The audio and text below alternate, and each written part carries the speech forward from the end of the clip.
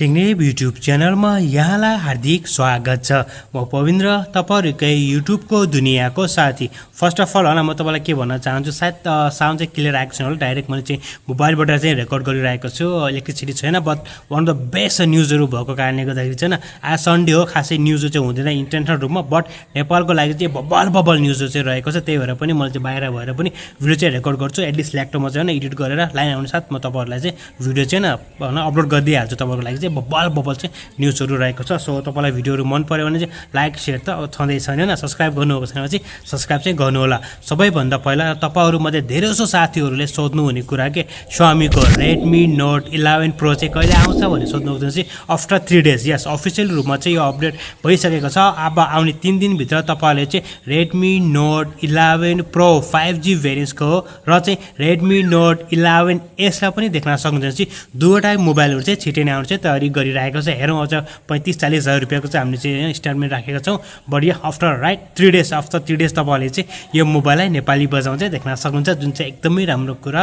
अर्को अपडेटको यदि हामीले कुरा गर्ने भने Xiaomiको तर्फबाट चाहिँ जुन ल्यापटपको बारेमा हामीले भनेको थियौं नि, Xiaomiको चाहिँ ल्यापटप नि नेपाली बजारमा चाहिँ लन्च हुने तयारी गरिरहेको छ। त्यो पनि एक्चुअली कन्फर्म भइसकेको छ, टिजरहरू गरिसकेको छन् र छिटै नै हामीले Xiaomiको ल्यापटपलाई नेपाली बजारमा देख्छौं। प्लस यदि हामीले कुरा गर्ने भने सायद नेपालमा चाहिँ हामीले चाहिँ 90,000 रुपैयाँसम्म चाहिँ यो ल्यापटपलाई देख्न सक्ने चाहिँ सम्भावना रहेको छ।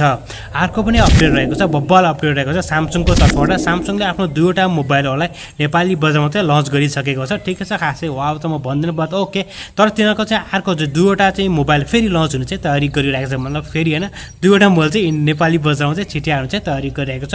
जुन रहेको छ Samsung Galaxy A53 चाहिँ कन्फर्म भइसकेको छ। हामी चाहिँ अप्रिल महिनामा चाहिँ नेपाली बजारमा देख्न सक्छौं र प्राइसकै बारेमा हामीले कुरा गर्यौं भने चाहिँ अलमोस्ट 52,000 रुपैयाँमा नेपाली बजारमा चाहिँ लन्च हुन्छ भन्ने कुरा पनि आएको छ। यसको साथसाथ चाहिँ 108 मेगापिक्सल क्यामेरावाला mobile Samsung Galaxy A73 5G भेरिएन्टको मोबाइल पनि नेपाली बजारमा चाहिँ लन्च हुने चाहिँ तयारी गरिरहेको छ। यसको पनि हामीले चाहिँ प्राइस कति हामीले कुरा गर्ने चाहिँ अलमोस्ट 40,000 रुपैयाँसम्म चाहिँ हामीले चाहिँ टार्गेट राखेका छौं। बट लेट्स सी हेरौँ नेपाली बजारमा चाहिँ Samsungले आफ्नो यो मोबाइललाई हैन के कति प्राइसमा र चाहिँ कहिलेसम्म चाहिँ लन्च गर्छ। द्याट वी नो द्याट कि यही महिना चाहिँ Samsungले यो मोबाइल पनि लन्च गर्ने तयारी गरिरहेको छ।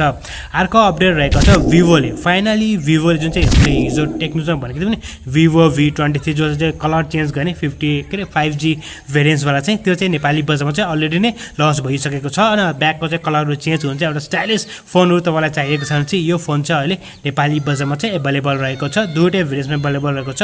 प्राइसको बारेमा चाहिँ हामीले कुरा गर्ने हो भने चाहिँ यिनीको जुन स्टार्टिङ भेरिएन्ट्स रहेको छ 8GB र 128GB स्टोरेजको प्राइस चाहिँ 52,500 रुपैयाँ रहेको छ। भनेपछि जुनको हाई भेरिएन्ट्स रहेको छ 12GB र 256GB स्टोरेज, यसको प्राइस चाहिँ 60,000 रुपैयाँ रहेको छ। तपाईले सजिलो तरिकाले अफलाइन तथा अनलाइन मार्केटमा यसलाई पर्चेज गर्न सक्नुहुनेछ।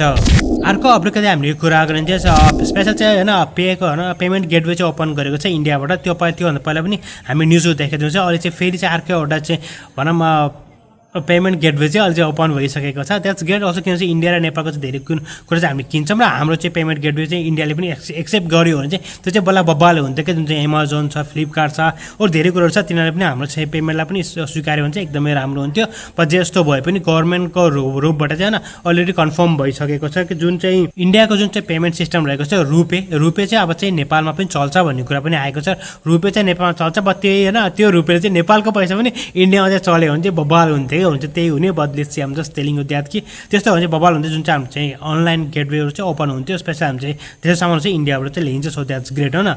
अर्को अपडेटको चाहिँ हामीले कुरा गर्ने भने अर्को अपडेट रहेको छ रियलमीको तर्फबाट Realme 9 4G भेरिएन्ट्सको मोबाइल चाहिँ छिटै नै इन्डियन बजारमा लन्च हुने तयारी गरिरहेको छ। र यस्तो पनि रुमर्सहरू आएको छ हामी चाहिँ नेक्स्ट मन्थमा नेपाली बजारमा चाहिँ यो मोबाइल देख्न सक्छौँ भन्ने कुरा पनि आएको छ। लेट्स सी हेरौँ चाहिँ के कस्तो हुन्छ। बदिया के यो के अप्रिल 7 मा चाहिँ इन्डियन बजारमा लन्च हुने चाहिँ तयारी गरिरहेको छ। गेमको बारेमा चाहिँ हामीले कुरा गर्ने चाहिँ इपिकमा र स्टिममा चाहिँ गेम अलि कम्प्लिटली फ्रीमा रहेको छ। जानुस् ग्रेब गर्नुस् र मोबाइलमा पनि बब्बाल गेमहरू चाहिँ आइरहेको छ न। कल अफ ड्युटी, रेम्बो 6हरू चाहिँ मोबाइलको लागि चाहिँ तयारी गरिरहेको छ। सो मोबाइल गेमरहरूको लागि पनि बल्ले एकदम बब्बालै रहेको छ। आई होप द्याट तपाईहरुलाई चाहिँ आजको भिडियो मन पर्यो होला हैन। म अलि चाहिँ एकदम छिटो र बाहिर आएर चाहिँ बनाएको छु, लाइट नभएको कारणले भयो तापनि एकदमै बब्बाल न्युज रहेको थियो हैन। तपाईहरुमा धेरै साथी सोध्नु भएको छ, बब्बाल न्युज रहेको छ। सो होइन यसको लागि पनि तपाईँले चाहिँ लाइक गर्नु होला, सेयर गर्नु होला, आफ्नो मनको कुरा चाहिँ कमेन्ट सेक्सनमा चाहिँ कमेन्ट गर्नु होला। लाइन आउने बित्तिकै म चाहिँ भिडियो चाहिँ अपलोड गरिहाल्छु, तपाईँले चाहिँ छिटै नै भिडियो चाहिँ पाउनुहुन्छ। आई होप द्याट के होइन जस अलमोस्ट फिनिस भइसकेको छ। अब एडिटिङ गर्ने ल्यापटपमा एडिटिङ गरेर तपाईँलाई चाहिँ अपलोड गरिसक्छु। र तपाईँ यदि हाम्रो च्यानल सब्सक्राइब गर्नुभएको छैन भने च्यानल सब्सक्राइबको साथमा रहेको बेल आइकनलाई क्लिक गर्नुहोस्। तपाईँलाई थाहा नै छ नि डेली टेक न्युज नेपालीमा चाहिँ तपाईँले हामीले च्यानलमा चाहिँ हेर्न सक्नुहुन्छ र अपडेटहरू चाहिँ सक्दो छिटो तपाईँलाई हामीले दिएकै छौँ।